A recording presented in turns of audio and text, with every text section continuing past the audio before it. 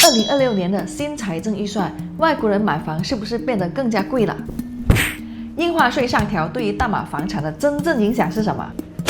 而这一项政策的调整背后用意是什么呢？为什么政府要调高？对于外国买家又有什么影响？那长期来说，对于马来西亚的投资吸引力会不会下降了？没人来了，是不是有很多的想法，很多的问题？接下来呢，我就带大家一起来分析这几个大问题，帮大家理性的判断一下马来西亚的房地产呢是否还值得投资。从最基本的什么是印花税，它以前是什么样的？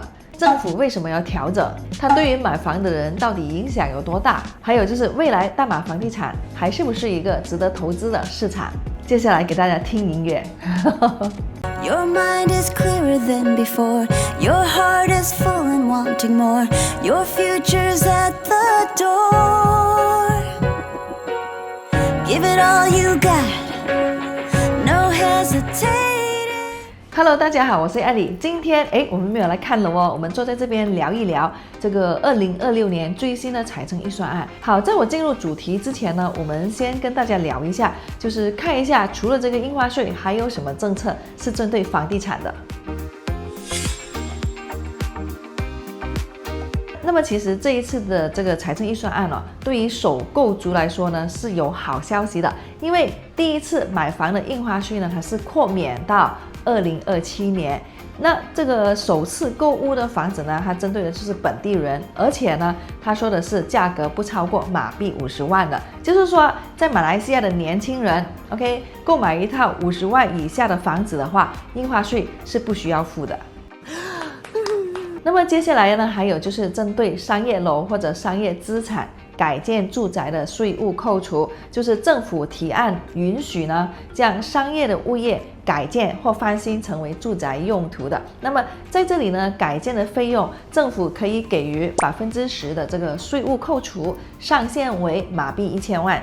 接着下来呢，就是针对这个绿色建筑的，还有节能建筑或者使用环保材料的开发商呢，会有这个税务的优惠趋势，就是说对于高端或者环保型的楼盘呢是有好处的。也就是什么呢？就是政府呢，它是鼓励开发商多就是使用环保的材料，或者往这个绿色建筑的方向去设计他们的楼盘。那其实对于我们未来的生活品质也是有提升的。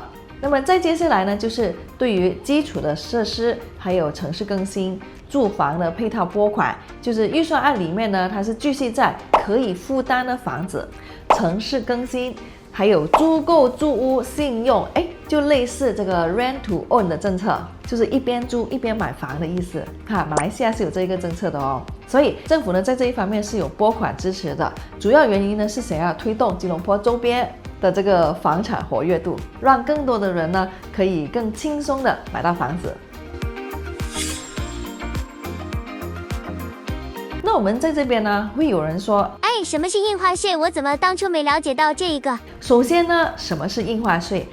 这个印花税呢，它其实就是你买房的成本，又或者是对政府来说呢，它是政策的导向，要不要控房，以及未来房地产市场呢，它健康不健康。那在这里呢，我们讲到印花税，就是政府对于产权过户、房产过户名字转让所征收的税。意思就是说，今天我有买房子，我跟开发商买的房子，对吧？我要把这个产权证从开发商的名下转到我的名下，这一部分呢就牵涉了这个印花税。那么如果我在二手市场，我跟原有的业主买房，也是要把他的名字转给我的名字，转名就会有这个印花税。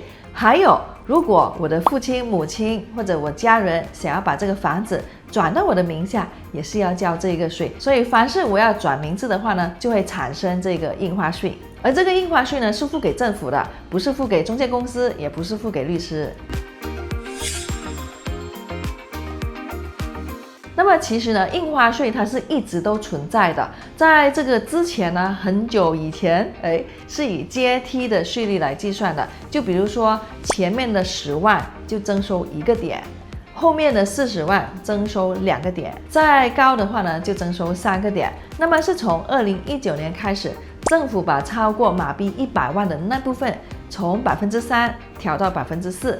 那么到这里为止，当时候外国人跟本地人交的印花税还是一样的，本地人也是有交，也是一样的税率。那么从2024年开始的时候，外国人或者非公民的这个转让印花税呢，就将它统一为4%，就4个点。那么从2026年起的话呢，这个印花税率对于外国人来说呢，就最高可以调到个8%了。那么这个数字呢，其实听起来就不小了。我们来看一下政府到底在想什么。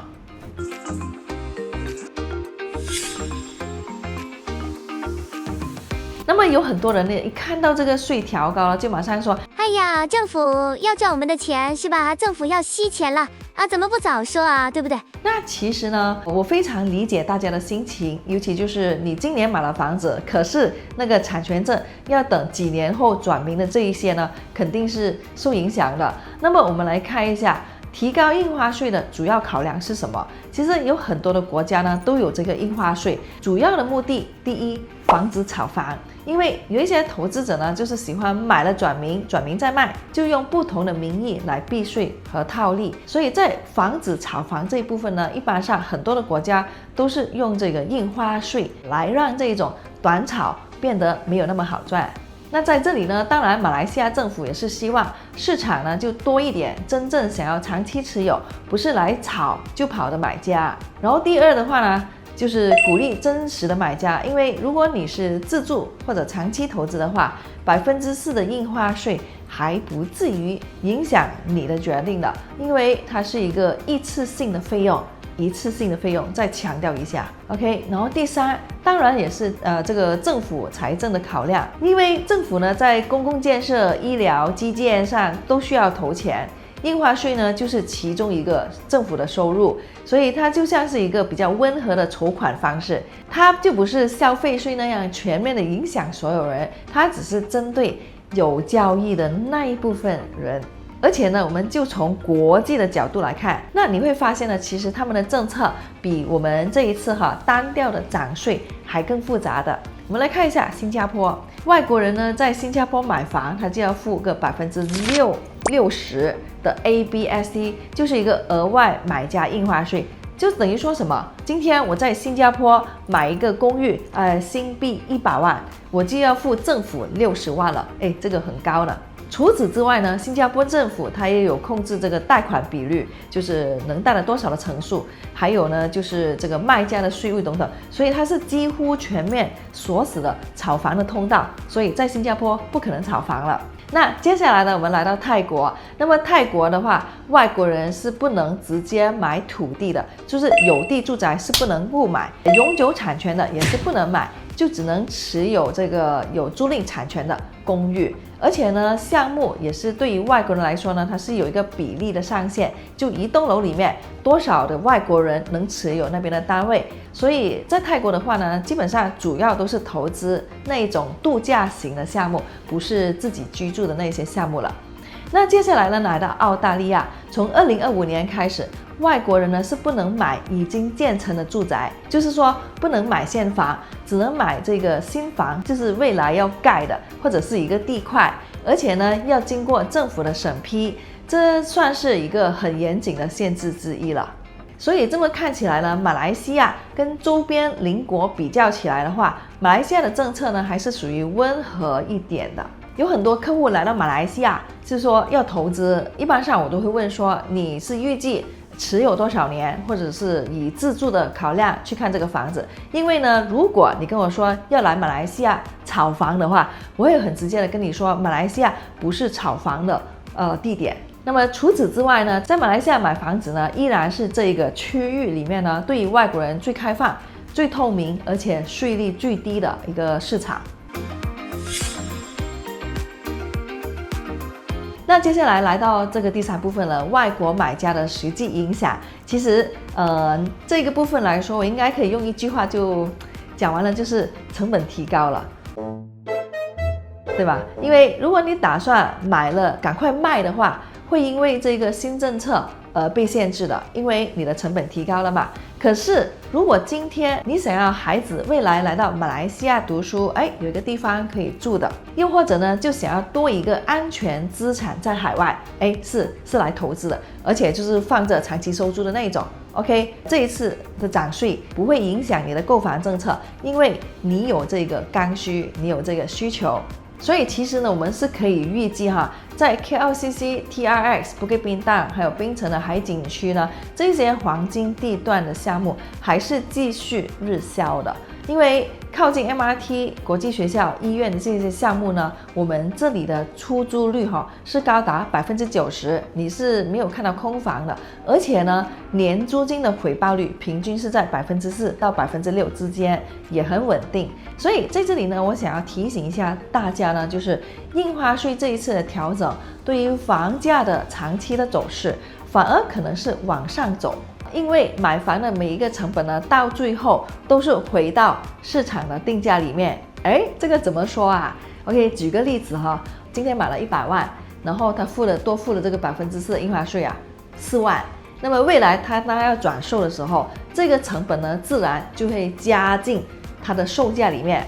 就是我要卖这个104万这样子，所以这个成本呢是被加在售价里面的。也就换句话说，羊毛是出在羊身上。表面上买家多付了，其实到后来呢，整体的市场价格会被提高的。所以在马来西亚的过去几年我们都看见2019、2024到2026，我们的这个印花税一直都是往上涨，而在这几年的时间里面，房价也是依然往上涨，所以它是同步的。所以今天如果你不是短炒 ，OK， 不是炒房，而是自住或者是长期投资的话呢，我觉得你看到对的项目、对的价位、对的发展商，那还是一个好的入场时机的。因为房地产呢，从来就不是越便宜越好，而是呢，在越早遇到对的就越划算。所以今天你有没有遇到对的房地产呢？你遇到了对的对象了吗？